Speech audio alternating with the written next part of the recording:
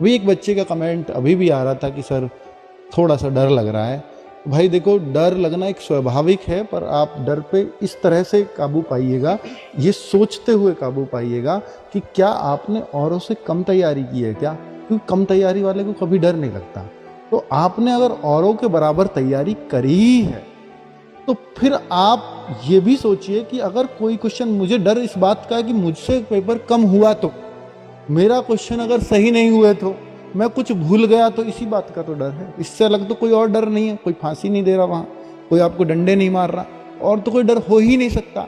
तो डर इस बात का है कि पेपर खराब चला गया तो, और पेपर खराब जाने में इन चीज़ों का योगदान होगा। किसी क्वेश्चन को भूल गया, मुझे कम याद हुआ तो, किसी क्वेश्चन को करना नहीं आया तो, आप ये बताओ आपने किससे कम मेहनत की है क्या?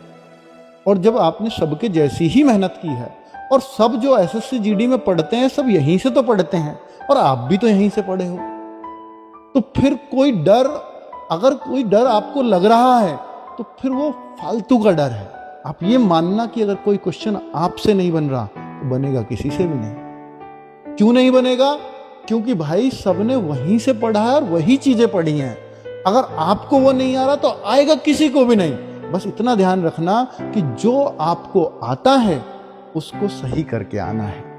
अपने आते हुए में से अगर गलत करके आए तो फिर वो तो सजा मिलेगी ना उसकी तो बच्चों, और उसकी सजा ये होती है कि आपका सिलेक्शन नहीं होगा।